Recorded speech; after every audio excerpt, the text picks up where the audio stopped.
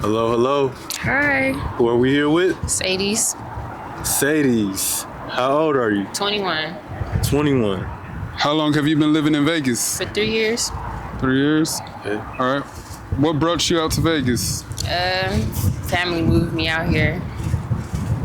Why did your family move you out here? I used to get into a lot of fights at school. They assumed that I was going to end up dying in LA, so. Really? A lot of fights at school? Yeah. What were the fights over? I was just like petty stuff, like. All right, so what are you doing out here tonight? I'm working. What kind of work are you into right now? Prostitution. Okay, so you're a working girl. What got you into this lifestyle? Honestly, everything is expensive in Vegas. Getting a job is not cutting it. Really, like, it's just fast money, something to pay for the rent. How old were you when you got started? 20. What led up to that? Got evicted with my mom and just jumping house to house. It was getting on my nerves and trying to find a job. It wasn't sitting with me, so I just decided to settle down for this. What's the craziest thing that you've experienced in this lifestyle? Yesterday, some Cubans had asked me to go to their house. They had offered $300, and when I get there, they wasn't trying to pay the $3. They only gave me $85, and I left. And so my nigga was sitting outside already as it was, because I'm not supposed to do dates with black dudes, and he was iffy about it. And so they had tried to trap me, taste the shit out of them. And then I probably say 10, 20 minutes later, after he dropped me back off on the blade, they ended up coming down on bikes. One of them had a butcher knife. They was trying to kill me over $85. Oh, wow. Yeah, that's tough. That's real tough. So after that incident, you got right back on the blade? You weren't like afraid? Or? Actually, I've just moved up here. So Oh, yeah? I'm gonna let Boulder cool down for a little bit. I feel you.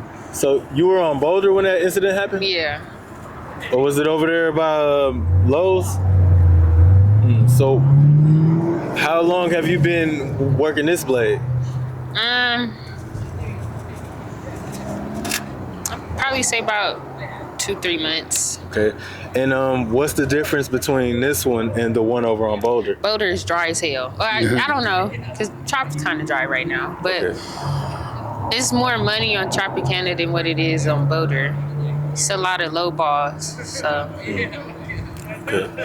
Can you describe a time where you felt misunderstood by others when it comes to your work?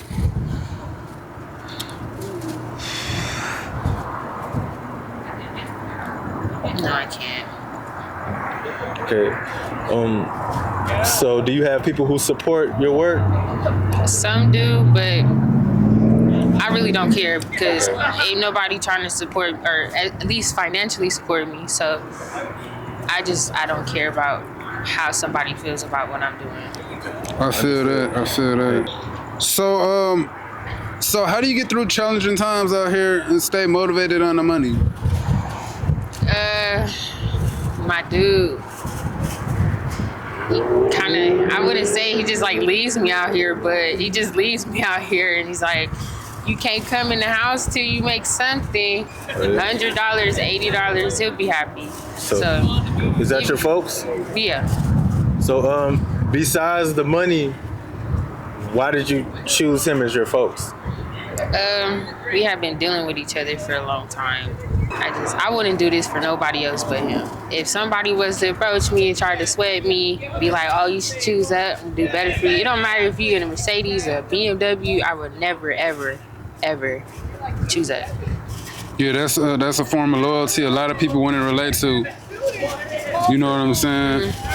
So when you went through that situation with those Cubans, how did you cope or grieve from that situation? What were some things that you did to, I guess, relax or heal yourself from that situation, whether it was mentally or physically? honestly, I didn't heal from it at all because it's scary. The person can remember your face at any time. So it's like, if I could be anywhere and they could try to do something. So I'm not going to ever heal from that. Shit happens. I can let it go, but I'm not going to, I'm not going to dwell on it, but it's going to be there. Do you have any other inspirations outside of lifestyle, like as far as goals that you have, personal goals? I want to go back to school for early childhood education. At least finish my degree. That's real good. That's real good. So you want to be a teacher? Yeah. You said early childhood education. Mm-hmm. Okay. Is there a reason why you chose early childhood education over like high school or maybe a college professor?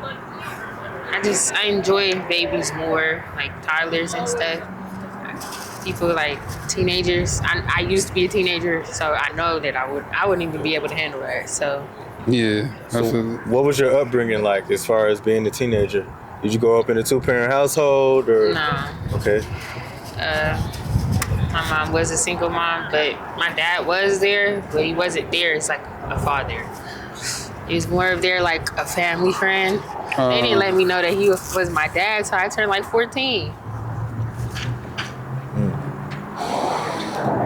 And how did you feel about that when they finally let you know? Were you mad at your family or? Honestly, I didn't care anymore. Okay. I stopped caring after a while. Okay. So when it comes to love, I guess, what's your views on love, like especially when it relates to this lifestyle? So has it desensitized you? That's the question that I'm getting at. Or are you still able to love? Do you still believe in love? It's there, but it's times where I'll think to myself, it'd be like, is it worth loving somebody? Because most people, they have evil spots in life. So it's like, I don't know how to explain the question, or not the question, the answer, but it's there. It's there, but it's not there. Yeah. Okay, I get you. So you're starting to lose a little bit of faith in it, huh? Yeah. I get it. Do you believe in God? I do, but then there's times where it's like I don't. Okay, what are the times when you don't? Can you share that, some of that with me? Shit.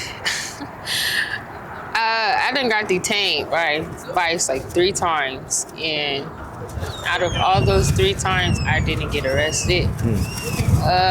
Do you think God might have had something to do with you not getting arrested? Yeah, but it'd be times where I'd be like, if you didn't want me to go to jail, you would not have let them get me. So, because I would pray. Anytime I come out here, I pray. What's your prayer, if you don't mind sharing? Briefly. I ask him to keep me and my folks out of drama throughout the night, put us in a better position in the morning. To not have him do nothing stupid, not have me do anything stupid, just to protect our souls, and that's all. It's a good prayer. It's a good prayer. Do you have any exit plan as far as like how old do you think you'll be when you like are finished with this lifestyle? Probably my upcoming birthday. I probably say when I turn 22, I'll be out of this. Awesome. It's not a possibility, but it's there.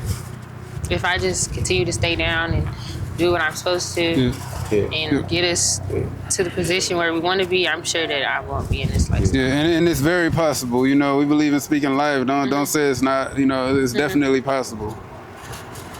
Yeah, everything's high right now.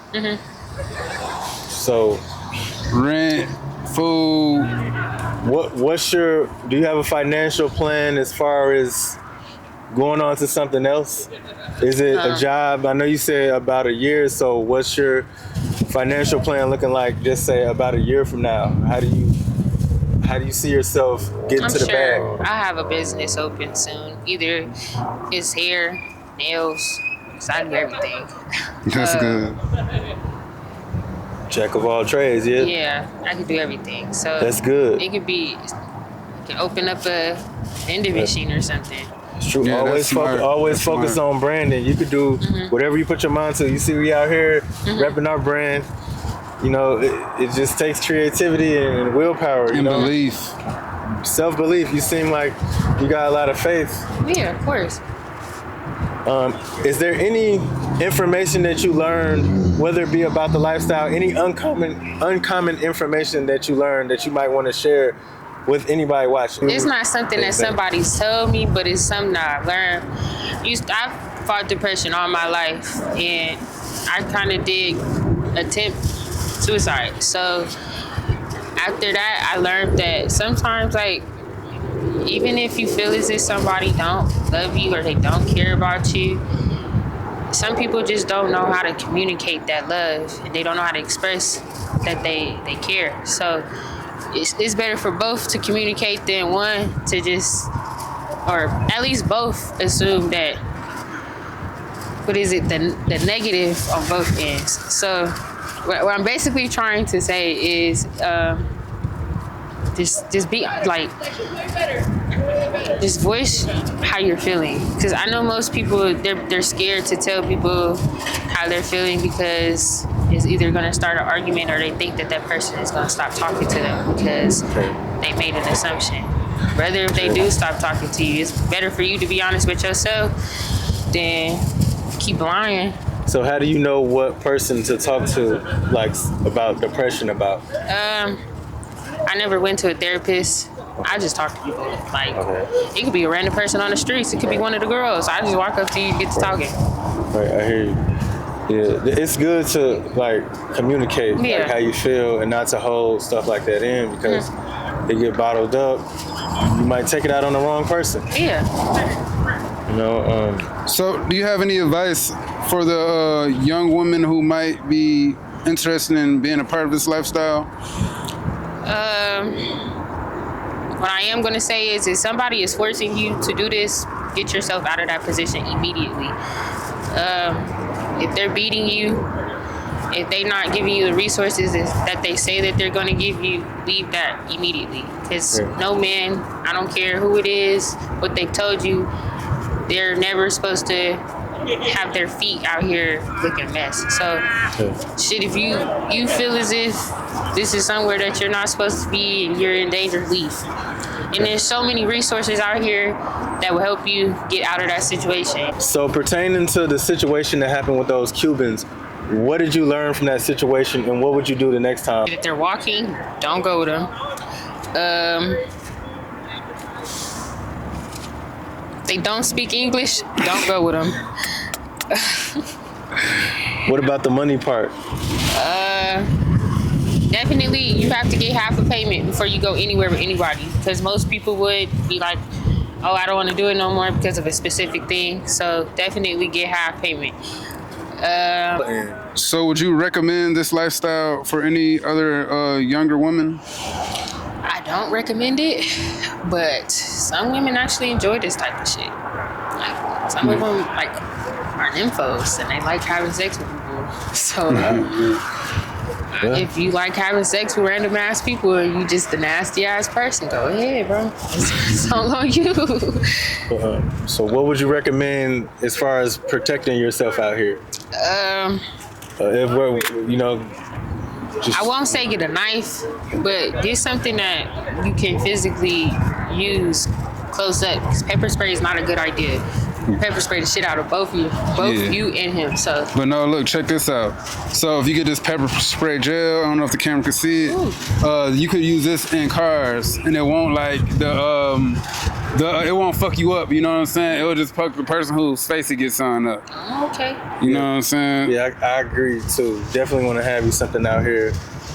So would you advise women to use protection? Yeah. Or the guy to use protection, to make the guy use protection as far as like wearing rubbers and stuff? Oh, like that? That's what you mean? I mean either. Yeah, of course. Always tell them to put the condom on. Okay. I don't care if the money sound good. You tell him $450 and he has a $450 for bear. Don't do that shit. What if he's a regular? I don't care if he's a regular. Okay. Because people are just shady people. Like, people just do weird ass shit. So a person can literally go have sex with somebody else and come to you and be like, oh, I didn't have sex with nobody else. And then now they have like a whole ass STD. I don't give a fuck if the money is great. Yeah, and the STD is bad for business. Yeah, then now you fucking it up for everybody. It's a bitch walking around with AIDS, something, bro. Like, it's, you don't fuck it up for everybody. Yeah, definitely. Well, Sade, we appreciate you for this interview. You definitely interviewed very well. Follow us on YouTube and Instagram at Sin City Stories. Do you have a Cash App? Yeah. For any of our viewers that want to show love? Got two. First one is 2 Cloudy, K is CLOUDIE. Second one is way too booted up. Yeah.